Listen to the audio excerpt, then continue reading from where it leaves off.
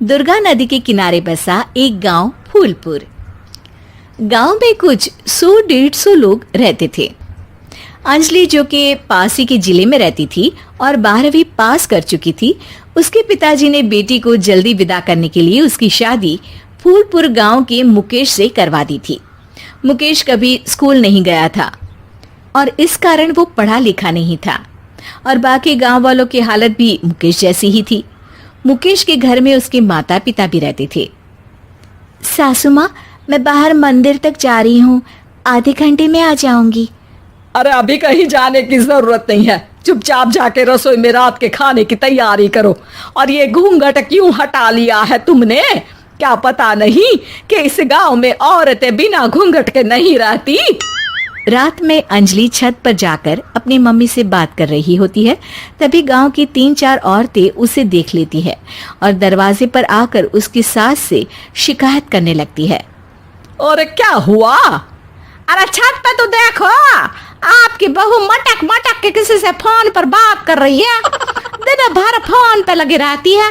अरे कल तो मंदिर के पास वो क्या कहते हैं, सेल्फी ले रही थी। शहर की बहू रखना अच्छा शान की बात है, पर देखना इसके लक्षण से ये तो तुम्हारे परिवार को बदनाम ना कर दे। ये पहली बार नहीं था जब सास से गांव के लोगों ने अंजलि की बुराई या शिकायत नहीं की हो। अब तो ये रोज की बात थी। अंजलि ये सब सुन लेती है। जब वो नीचे जाती है तो मुकेश भी वहां आ जाता है। सास कहती है, बेटा, लोग घर आकर शिकायत करने लगे हैं बहू के कामों की। देख लो, पति हो, संयम से रखो इसे। माँ जी, मैं तो अपनी माँ से बात कर रही थी क्योंकि यहाँ कोई बात करने लायक ही नहीं है और अब मैं माँ के पास ही रहूंगी।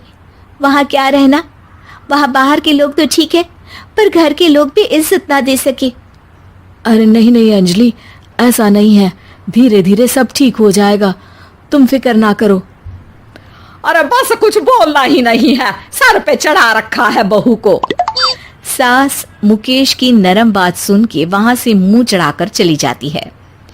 मैं तो कहती हूँ हम दोनों शहर चले जाते हैं। मैं पढ़ी लिखी हूँ, मुझे वहाँ नौकरी भी मिल जाएगी और थोड़े दिनों में आप भी वहाँ कुछ काम ढूंढ लेना। अरे नहीं नहीं अंजलि, हम यहाँ ना गांव का खेत, माँ पिताजी को छोड़कर शहर नहीं जा सकते।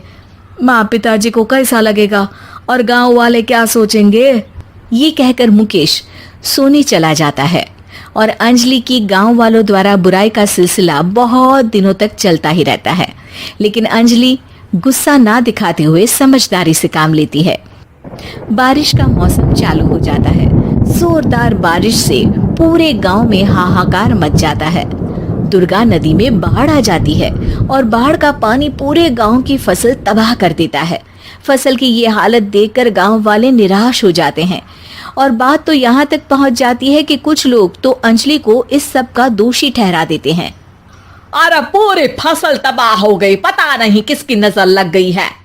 अरे जब से चौधरी परिवार में ये शहर की बहू आई है ना, तब से ही गांव की शांति चली गई है।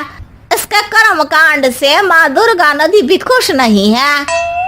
ये सब सुनकर बेचारी अंजलि रोते हुए अपने घर चली जाती है। कुछ दिन बाद सभी गांव वाले अपनी फसल का मुआवजा लेकर अपने अपने घर आते हैं। मुकेश भी 1500 लेकर आता है। अंजलि को जब पासबुक दिखाता है तो अंजलि हैरान हो जाती है। अरे, ये पासबुक में तो उन्होंने 4000 की एंट्री करी है और आपको सिर्फ 1500 दिए। सच में? अरे वो सरकारी अफसर आपको बेवकूफ बना रहे हैं। सरकार की तरफ से हमें 4000 मिले हैं लेकिन बाकी का सारा पैसा खुद ही खा रहे हैं। आप लोग के अनपढ़ होने का फायदा उठा रहे हैं। ये सब सुनकर मुकेश परेशान हो जाता है लेकिन अंजलि उसे हिम्मत से काम लेने को कहती है और सुबह होते ही मुकेश को पंचायत कार्यालय ले जाती है और साथ में गांव के और लोगों को भी। आप सरकारी बाबू क्या गांव के लोगों को बेवकूफ समझते हैं? आपको क्या लगता है ये पढ़े लिखे नहीं है तो आप कुछ भी मनमानी करेंगे? ये बेचारे दिन रात इतनी मेहनत करते हैं, ये हमारे अन्नदाता हैं और आप इनके साथ ऐसा धोखा करते हैं। अरे क्या बके जा रही है ये लड़की, किस धोखे की बात कर रही है? अपने कांड करके नदी माँ को नाराज करके हमारा नुकसान करके इसे चैन नहीं मिला क्या?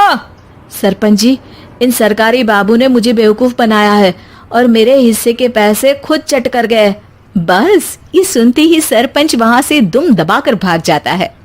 पता चलता है कि जनपद अधिकारियों ने गांव के सरपंच के साथ मिलकर सबके साथ धोखा किया है। सब लोगों का विरोध शुरू हो जाता है और आखिर में अधिकारी सब गांव वालों के हिस्सों के बचे हुए पैसे उन्हें लौटा देते हैं और कई दिन तक सरपंच गांव में लौटता ही नहीं। अंजलि, तुम नहीं होती तो हम गांव वालों को तो पता ही नहीं चलता कि ये हमें हर बार बेवकूफ बनाते हैं। हाँ अंजलि बेटी, हमें माफ कर दो।